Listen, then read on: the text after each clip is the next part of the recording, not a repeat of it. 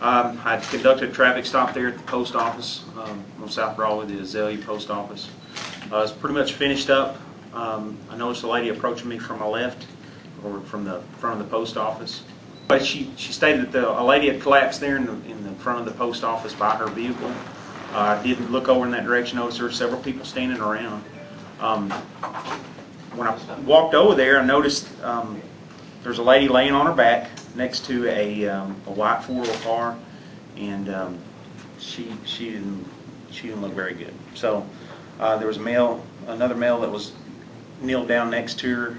That was he had his hand up on her neck, feeling for a pulse, and I remember him telling me that she didn't have a pulse that he could feel. I got down, kind of took over his position next to her left side, checked for a pulse. First in her arm, no pulse in her arm. Then at her neck, checked there as well. Still no pulse. There's no sign of anything. I did a couple sternum rubs. We do that for some individuals that may be passed out. You know, it's a real tender spot there on the chest, the sternum, to see if I could bring her around. She was gasping for air. I'm not, like I said, I was still reluctant that there may still be a pulse there that I just couldn't feel. Of course, my heart was beating too, so I didn't want to get them mixed up. Anyway, once it was, I made the decision, compressions need to be started. I took my helmet off, handed it to a lady that was standing there, and started chest compressions. Of course, during this time, I'd already notified on my way over there that dispatch that we needed EMS to run code, that the individual had been reported to be passed out. Of course, after I checked for vitals and found nothing, I again got on the radio and kind of expressed my heightened sense of urgency that they needed to get there as quick as they could. I continued compressions until I could hear the fire truck coming. Of course, you know, these guys, the firemen, do this kind of stuff all the time. So definitely a sense of relief for me. Continued compressions the entire time. Firemen got down there next to me. They put a bag on her face to give her respirations, and they couldn't find the pulses, you know, either. So that's when they hooked her up to the defibrillator. I had another fireman come over and take my position to help continue compressions until they could use the defibrillator on her. Was the defibrillator at the post office, or was it part of the ambulance? I believe the firemen, it was their defibrillator from their unit that they used. I'm not even sure if the post office has one on hand. Are resuscitation measures part of your regular training?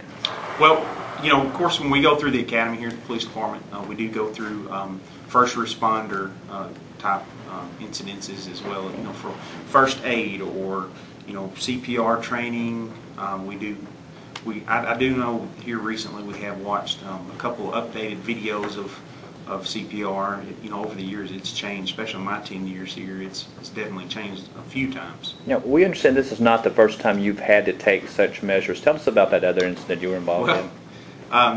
In August of this year, I was attending a birthday party for some close friends, and you know, a little boy fell in the water, and I had to do CPR then. Of course, it was CPR, it was respirations and rescue breathing, I should say, and as well as compressions, and definitely witnessed a miracle that day.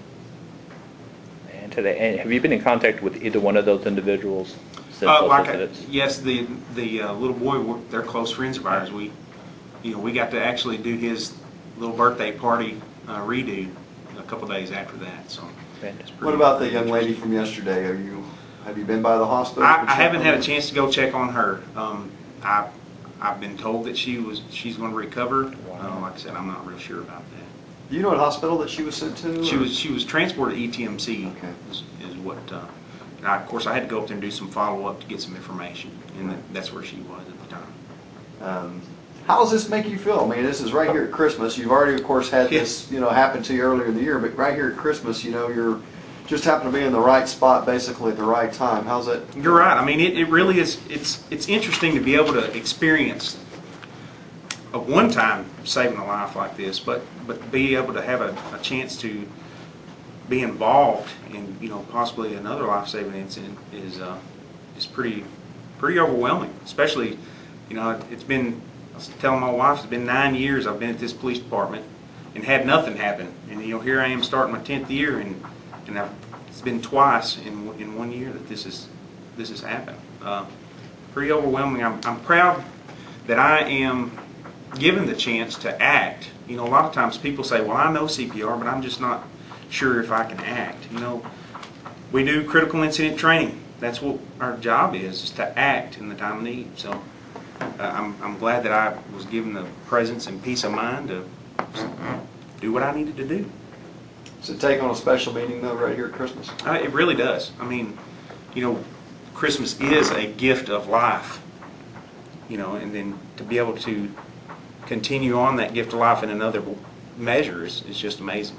Okay, and so when you actually did, you know, get to the hospital and started just hooked up to everything, what'd you feel? Fear, man. Fear. I immediately started praying. My wife walked in, put hands on her, and just prayed, man. And so, being so close to Christmas and having had so many things go right, having that cop in the right place at the right time, I mean, it seems like a miracle. He saved my sister's life. I mean, how thankful are you that all these things transpired in the way that they did for this to come out as well as it could, it seems? Blessed, man. Blessed that my family's always been so healthy. And one time that something like this happens, there was a child police officer there and the fire department right behind him. I mean, everything just happened. Had he not been there, my heart stopped. We've all had a chance to talk to the actual police officer who was involved. If you were to have a message to that police officer, to be able to look at us and say anything you want to that police officer about what happened, what would your message be? You saved my sister's life, man. Thank you.